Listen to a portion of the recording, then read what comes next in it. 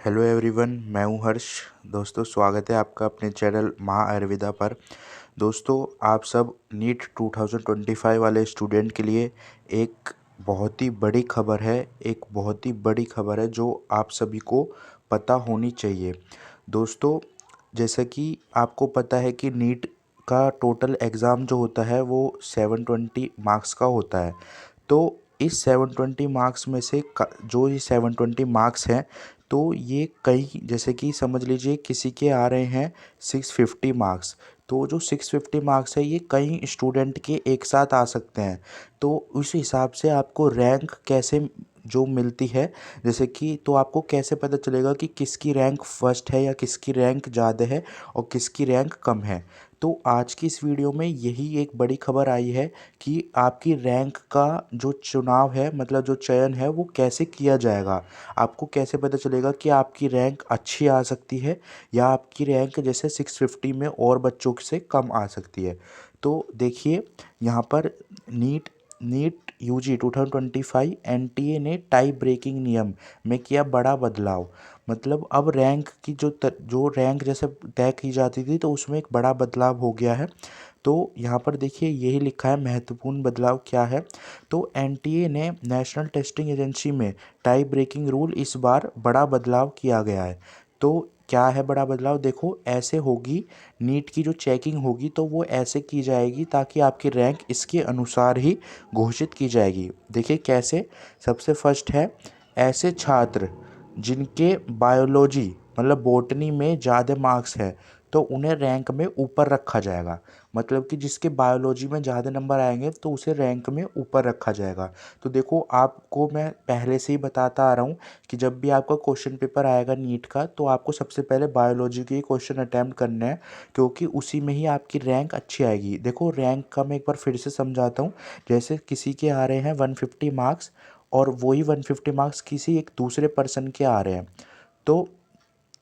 तो आप देखिए, जैसे 150 मार्क्स दोनों अलग अलग पर्सन के आ रहा है, तो जो एक को रैंक फर्स्ट मिलेगी और दूसरे को सेकंड, क्योंकि रैंक सबकी अलग अलग होती है। तो जो रैंक फर्स्ट वाले को किस हिसाब से रैंक फर्स्ट दी गई है, तो उसी का वर्णन, उसी चीज़ के बारे में मैं आपको यहाँ पर बता रहा हूँ। ठीक है, तो जिसके बॉटनी मतलब बायोलॉजी में जिसने ज़्यादा मार्क्स आएंगे जिसके, तो उसे ही रैंक में ऊपर रखा जाएगा। अब सेकंड नियम देखिए, अगर बायोलॉजी वाले जो वो हैं फैक्टर से रैंक तय नहीं हो पाती, तो फिर केमिस्ट्री को मार्क्स देखे जाएंगे। मतलब अगर जैसे समझ लीजिए बायोलॉजी में किसी के 80 हैं मार्क्स हैं और दूसरे किसी आदमी मतलब दूसरे जो बच्चे हैं उसके भी 80 मार्क्स हैं, तो उसके बाद फिर उसके केमिस्ट्री के मार्क्स मैच किए जाएंगे। फिर केमिस्ट्री के अंक पर कि जो उसकी रैंक है वो तय की जाएगी। ठीक है, और फिर उसके बाद देखिए, इसके बाद अगर केमिस्ट्री में भी ऐसा है, फिर फिज़िक्स के मार्क्स देखे जाएंगे। तो देखिए, सबसे पहले बायोलॉजी इंपॉर्टेंट थी, फिर बायोलॉजी के बाद क्या था, केमिस्ट्री, और फिर उसके बाद फिज़िक्स। ठीक है, अब इसके बाद देखिए, ऐसे कैंडिडेट मतलब जिन्होंने सही उत्तर की तुलना में गलत उत्तर जो है कम दिए हैं, गलत उत्तर दिए हैं, उन्हें ऊपर रखा जाएगा। मतलब कि जिसने सही उत्तर ज़्यादा दिए हैं और गलत उत्तर कम दिए हैं, तो उन्हें रैंक में ज़्यादा रखा जाए। जैसे समझ लीजिए आपने 150 क्वेश्चन अटैम्प्ट करे और मतलब 150 मार्क्स आ रहे हैं आपके, तो टोटल आपने 80 क्वेश्चन अटैम्प्ट करे, 80 क्वेश्चन अटैम्प्ट करे, और दूसरे ने 40 क्वेश्चन मतलब कि दूसरे ने 75 क्वेश्चन अटैम्प्ट करे। तो उसके जो क्वेश्चन है, आपने कुछ क्वेश्चन 5 क्वेश्चन उससे ज़्यादा गलत करे हुए हैं, तो आपकी जगह दूसरे आदमी को रैंक में ऊपर रखा जाएगा। तो इसलिए मैं कह रहा हूँ, क्वेश्चन भी अटैम्प्ट करो तो सोच समझ के करना। उसके बाद देखिए, इसके बाद उसकी अगला पॉइंट देखिए, इसके बाद जिस उम्मीदवार का जो बायोलॉजी में अपडेट मतलब कि जो अपडेशन मतलब गलत उत्तर है, उसको सही उत्तर के अनुमान में दे रहे, मतलब कि इसके बाद वही चीज़ जो मैंने अभी आपको बताई कि जो बायोलॉजी है तो उसके गलत उत्तर भी देखे जाएंगे कि उसने गलत उत्तर कितने दिए हैं। अगर उसने कम गलत उत्तर दिए हैं तो उसकी रैंक ऊपर रखी जाएगी। अब इसके बाद देखिए नेक्स्ट नियम, जिस उम्मीदवार का केमिस्ट्री में अपडेट उत्तर सही है, मतलब ये हर सब्जेक्ट की बात है। पहले बायोलॉजी में देखा जाएगा कि कितने गलत उत्तर दिए हैं, फिर सही उत्तर दिए हैं, तो उसके बाद केमिस्ट्री में जो ज़्यादा सही आंसर देगा तो उसी को रैंक ऊपर रखा जाएगा। और इसके बाद देखिए जिस उम्मीदवार के फिजिक्स की बात आ गई है यहाँ पर।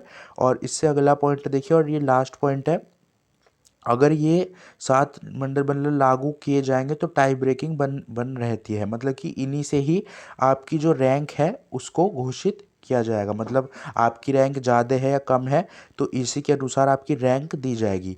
यदि 2 या 2 से अधिक अभ्यर्थी नीट 2025 में समान अंक प्राप्त करते हैं, मतलब एक जैसे अंक प्राप्त करते हैं, तो उसको जो जो चीज़ें अभी ऊपर बताई है तो उसके अनुसार उसे रैंक दी जाएगी। ठीक है, यहाँ पर भी यही चीज़ लिखी है कि पहले सबसे पहले बायोलॉजी को प्रेफरेंस दिया जाएगा, फिर केमिस्ट्री को, और उसके बाद फिर फिजिक्स को। ठीक है, तो आप खुद सोच सकते हैं कि बायोलॉजी आपका मेन सब्जेक्ट है, इम्पोर्टेंट भी है, और आप सबसे ज़्यादा मार्क्स का बायोलॉजी आता है।